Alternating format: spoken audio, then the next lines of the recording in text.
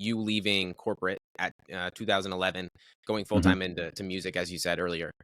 That journey in itself, I could assume because I know that when you left, you hadn't made more money than your corporate job until 2019 to 2020, right? So that whole journey in itself, a lot of people have their expectations, limiting beliefs, everything.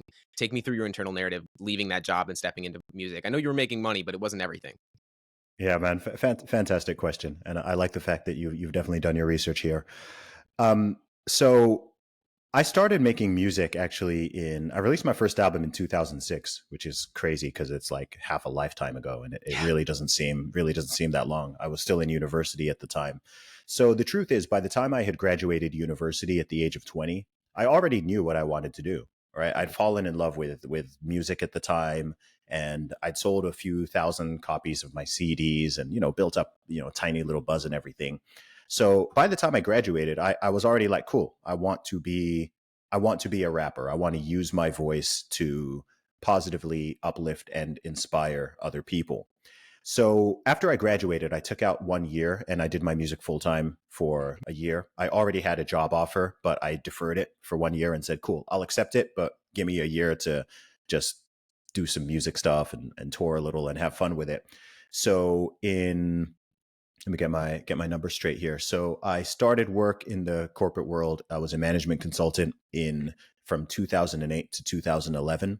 During that time, I was still juggling my music stuff on the time. And then what happened is by early 2011, I can remember this well. I remember January 2011, doing my sort of New Year's resolutions. My big one was just, okay, by the end of this year, I want to be a full-time musician. And it was kind of scary because for someone in my early 20s, I mean, I wasn't making amazing money, but I was making good money, and I was on a very clear path of progression. Mhm. And it was like, cool, I can just keep doing this and I can have a kind of comfortable, predictable life. The best way I can describe it when I was in that environment, and this is not a knock to anyone who lives in the corporate world, but we're all wired differently. I've always been a creative, entrepreneurial person. And for me personally, it felt like how I would imagine a lion in a zoo does, right? I was just like, I can be here and I can do this and I can do this work, but this is not my environment. This is not my calling, right? I'm being shackled. I'm being restrained. I'm not the kind of person who's just built to be working in an office for Yeah. the next 30 to 40 years. Like that was very obvious to me from my early 20s. And I guess being in my early 20s as well, another thing I could do is like 90% of the people I worked with were older than me. Hmm. So I was working with people who were in their late 20s, in their 30s, in their 40s, in their 50s, even in their 60s. So I could ask a very simple question, which is that in 10, 20, 30, 40 years, do I want to be do I want to be like this guy? Yep. Right? Not in a harsh way, just like is that, these are generally decent people. But I was just, for me, it was a resounding no. I was just like, no, when I'm 50, I don't still want to be in this type of environment. I don't want to be doing this type of work. And it wasn't just, I don't want to be doing this. It's like, I also know what I want to do. I Yep. want to use my voice to inspire, motivate, and uplift other people. I thought I would do that just through my music. And what's happened since I left that job is I've still do my music, but I've expanded it into other areas, like doing this interview we're doing right now, like starting my own podcast, writing my own books, becoming a public speaker, doing whatever the heck it is that I do on social media. It's like I can use my voice through different mediums to continue to inspire and impact millions of people. Um, so my thinking wasn't very difficult. I get a lot of people asking, was it hard for me to make the decision? And honestly, it wasn't.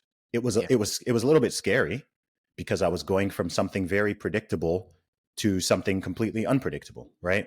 I was working a job where on the 30th of every month, I get deposited X thousand pounds into my bank account like clockwork. It doesn't matter what work I do or what work I don't do or whatever, as long as I'm obviously doing enough work to keep my job. Um, cool. It's just predictable. Every month, boom. Every month, boom. Every month, and so that can be on one hand it can be boring, but on another hand, it's like that's what people seek. Most people seek that comfort and seek security. That's like cool. Like you've kind of quote unquote made it. So Yeah. to give that up and go into something where it's like, okay, like I don't have a salary anymore. I don't have a boss. I don't have a manager. I did my music stuff independently and still do. So it wasn't even like, okay, I got signed to a record label and then Exactly. they're like funding me and promoting me. It was just like, it's all on me. If I wake up and I decide to do nothing, um, I earn nothing, right? Like I've got nothing. Even if I get out there and I decide to put in work, I'm not even really in control of it because I could have a, I'm sure I used to sell my CDs on the street and stuff, Yep. and you can't really predict it. You can go, you have good days, you have bad days. Sometimes you go out there and you crush it and you're feeling like, yeah, awesome, I'm on the right path. You have other days where you're just standing around all day.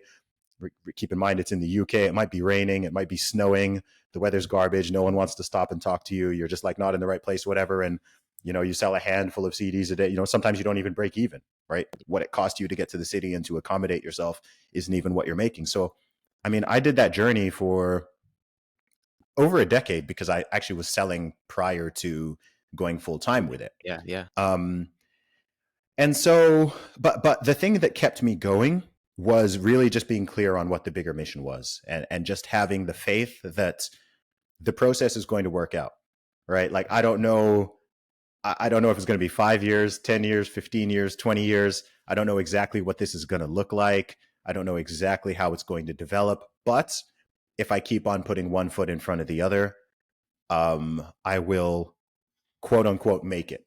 Um, and my first goal also was simply to be able to keep myself afloat.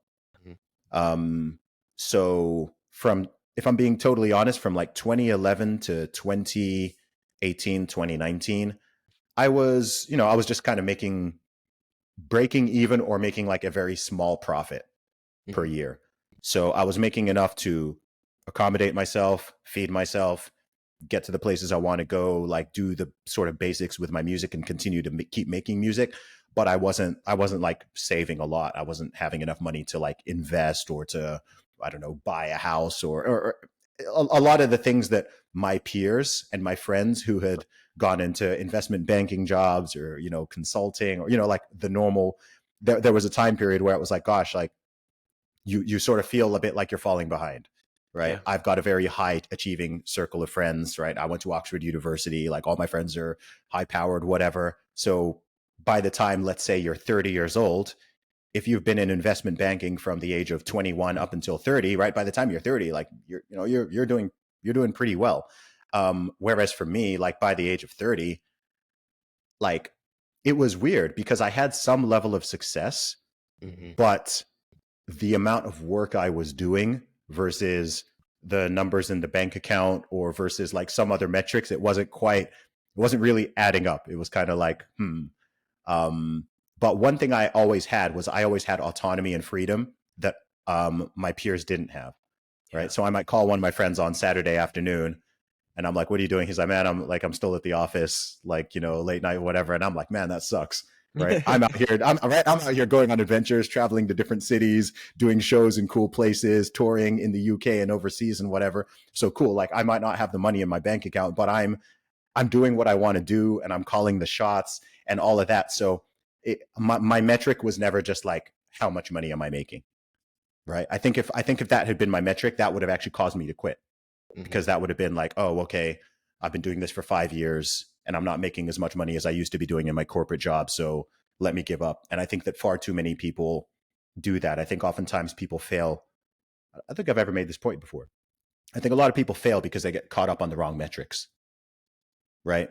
They'll start a podcast like you're doing, and they'll be comparing themselves to like the biggest podcasters in the game, and they're Yep. like, oh my gosh, that guy's getting 10 million downloads per episode, and I'm getting 500, so I'm going to quit. Or I met a guy who quit a podcast, like he'd been doing it for 6 months, and he quit because he was quote unquote getting only 20,000 listens per episode. I was like, you quit getting, I was like, Are you were you getting kidding me? 20,000. Exactly. I was like, you're getting 20,000. I was like, you quit. I was like, what on earth? Like, are you crazy? Like, what were you comparing yourself to? Do you know how many people 20,000 people is? That's like an arena. You've Yeah, got for just 20, one yeah. yeah. And for something you've been doing for 6 months, I was like, dude, you're crazy. Right. Um, so yeah, as they say, comparison is the thief of joy. So I think you run your own race. You pay attention to your own thing, and you don't get just caught up on the vanity metrics, right? Because you don't judge. I don't think it would be wise to judge the success of this podcast based on simply how many people listen to it, Mm-hmm. right? The people who did listen, how much did it impact them? How much did you learn from it, right? What are you going to take from it? Like, so there's, I think in the sort of internet and social media world in particular, all we see generally are the vanity metrics. You don't see the depth. You don't see the depth of, for example, I'm sure you know, James, right? You'd probably you know, what would you rather have? Would you rather have 100,000? Would you rather have 1 million followers, of which like not, they're just like very lukewarm, or would you rather have 50,000 followers who like really, really, really love you and like what you're doing and support and what? Like the latter is way better, Yep. but that's not visible to the public, right? There's people who, dude, there's organizations who have like tens of millions of followers or whatever. And like, you've got accounts that have like 10,000 people and they've got more engagement because they've got more depth. They've got more trust. Like the people are. So, that's another thing that I guess people don't really see. And you don't see how would I put it? You know, like everything that I'm doing and I'm achieving now, if I hadn't put in all that work in my late teens and my 20s and my early 30s or whatever, like none of the cool things that are happening now would happen. They wouldn't be possible. But you don't see that until you're looking backwards. Does Mm-hmm. that make sense? Like at the time, it can feel like, why am I doing this? Or like, this is not paying off, or I'm not appreciated as I should be, or I'm not earning as much as I should be, or whatever. But you're not kind of seeing what's happening behind the scenes and internally because there's no way to measure it. Um, so yeah, I think a lot of people get discouraged because they really get caught up in the wrong metrics, and they're just constantly looking at like analytics and views and followers and this and this and this, and they're expecting some type of linear growth, and then they don't see it, and they're just like, you know what, this isn't working. I'm going to go do something else. Whereas had they just kept going, very often you would find, you know, it might be 5 years, it might be 10 years, it might be 15, it might be 20, but it'll get to some type of breaking point where some type of success is achieved, and then you'll look back and be like, ah, okay, that's why.